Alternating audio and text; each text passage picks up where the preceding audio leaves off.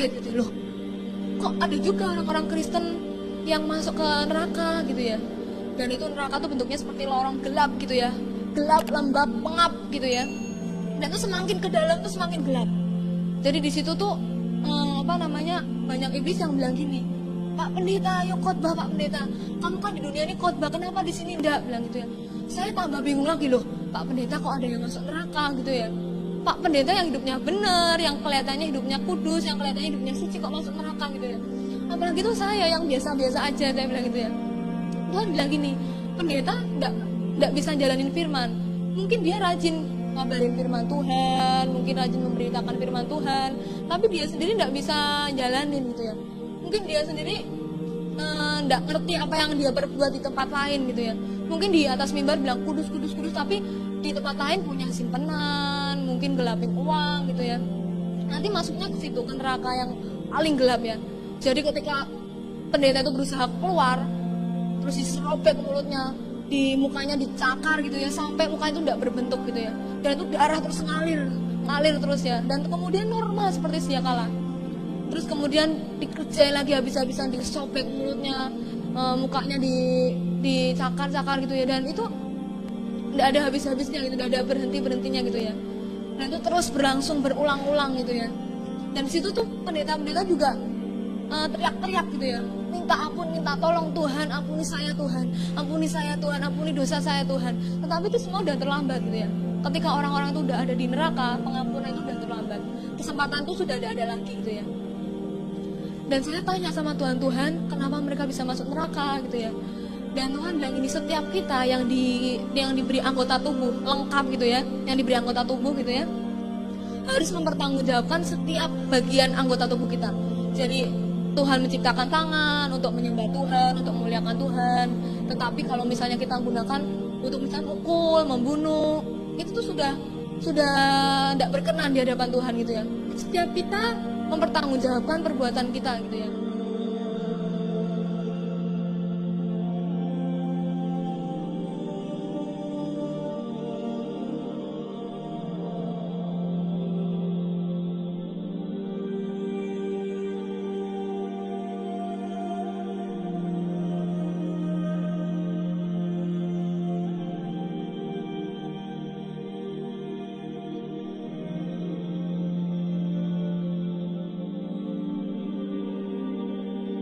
Kemuliaan bagi Tuhan kita.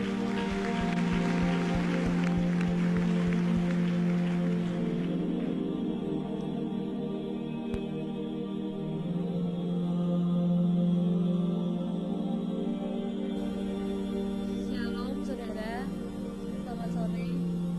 Saya mengucap syukur kalau sampai saat ini saya masih boleh ada, masih boleh diberi kesempatan Tuhan untuk hidup, untuk bersaksi, itu semuanya oleh karena kasih karunia Tuhan.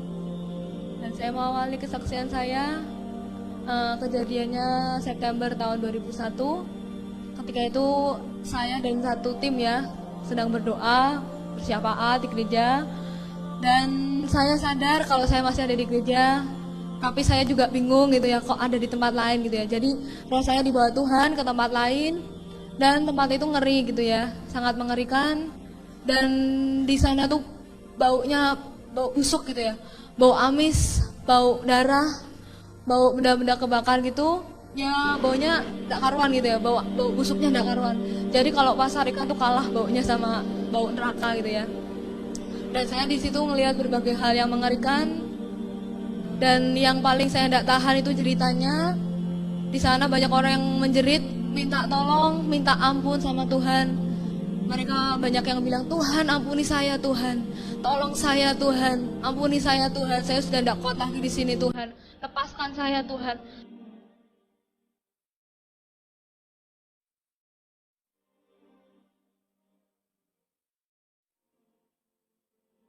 Tetapi Tuhan cuma bilang gini, pengampunan yang aku berikan sudah terlambat. Kesempatan itu sudah tidak ada lagi, sudah terlambat. Ketika kamu ada di dunia ini, kamu tidak mau ambil kesempatan itu, tapi kamu sia-siakan. Tapi kalau kamu sekarang minta ampun, itu sudah terlambat. Tuhan Yesus bilang gitu. Dan saya di situ ngelihat berbagai macam hal yang mengerikan. Di situ banyak orang, jutaan orang bahkan. Di sisi kanan saya ketika saya jalan, di sisi kanan saya itu banyak orang yang dibakar sama api gitu ya. dan tubuh itu dibakar api sampai tubuhnya meleleh habis, tapi anehnya itu bisa lagi muncul lagi normal itu ya. Dan itu kemudian dibakar lagi sampai habis, kemudian dibakar lagi sampai habis, dan kemudian normal lagi, dibakar lagi, dan itu terus menerus gitu ya, berulang-ulang gitu ya, nggak ada hentinya, dan sifatnya itu kekal gitu ya.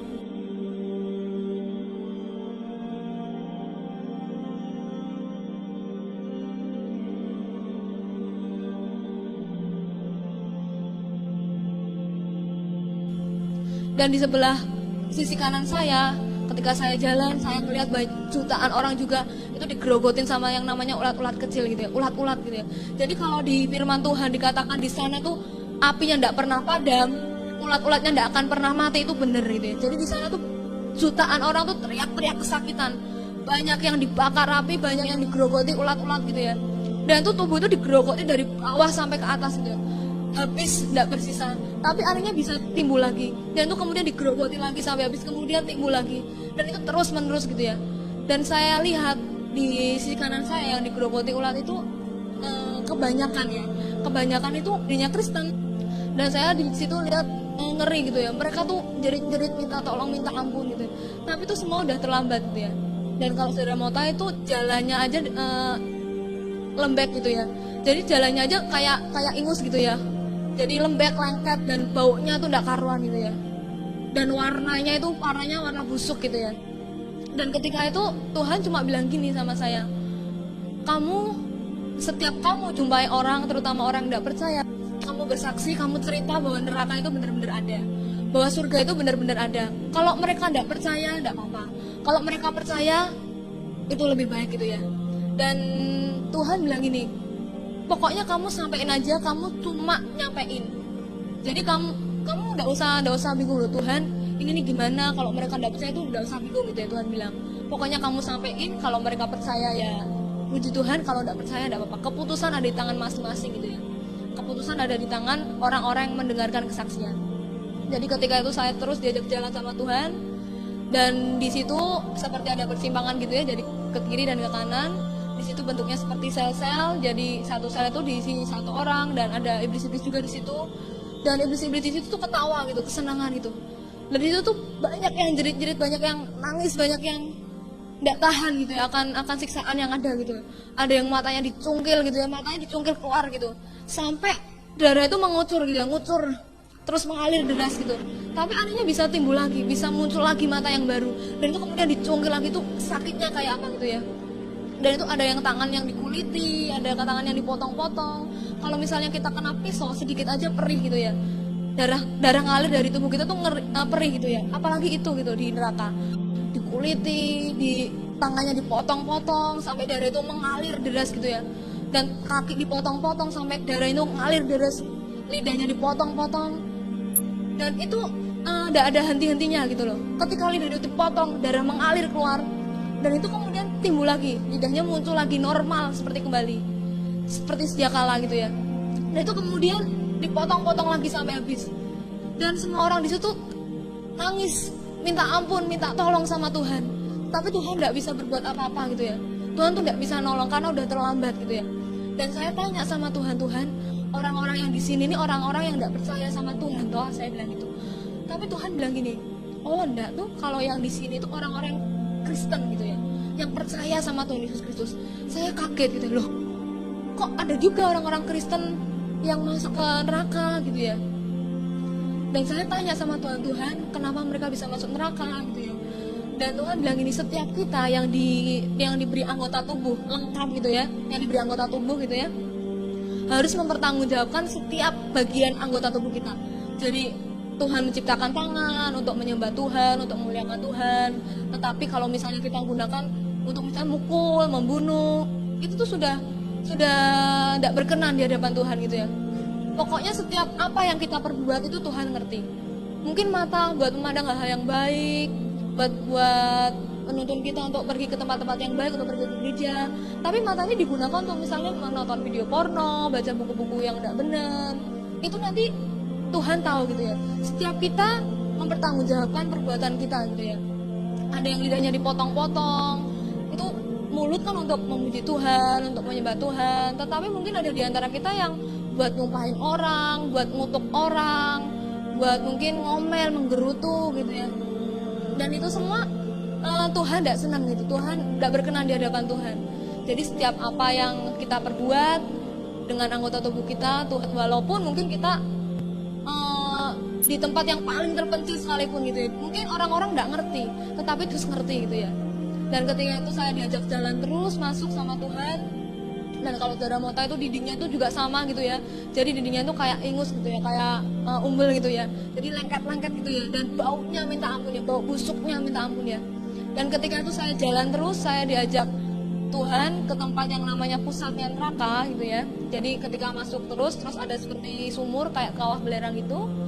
Dan di situ ada orang yang dekat dua-dua, ada yang perempuan sama perempuan, laki sama laki gitu ya.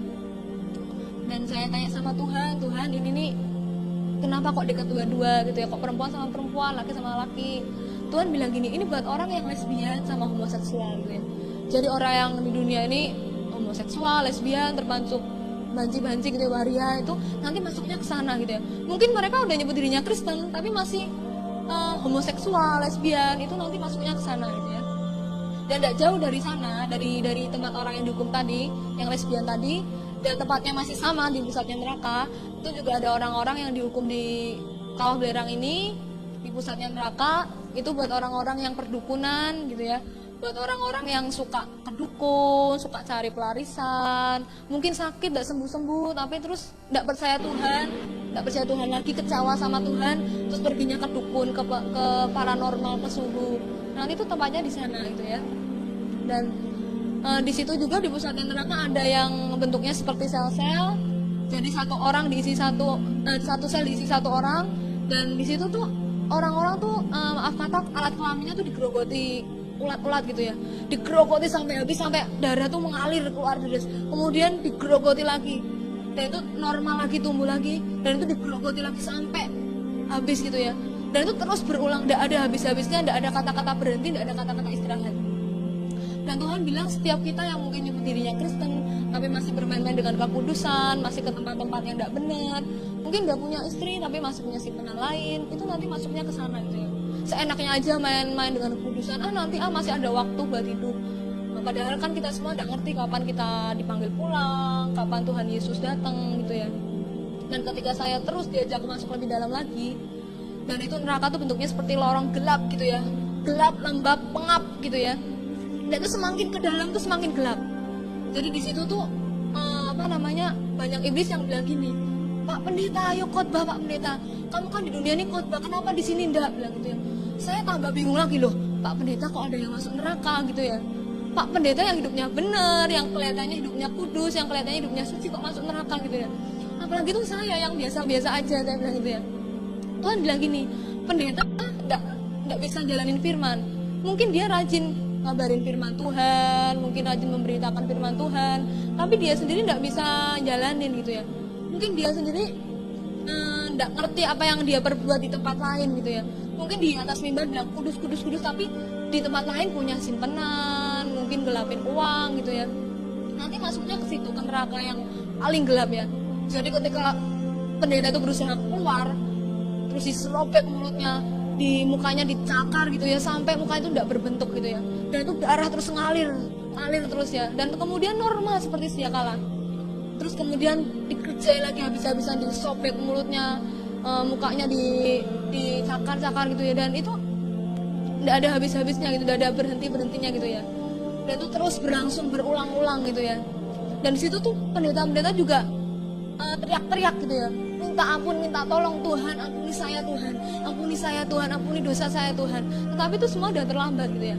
Ketika orang-orang itu udah ada di neraka, pengampunan itu udah terlambat, kesempatan itu sudah tidak ada lagi gitu ya.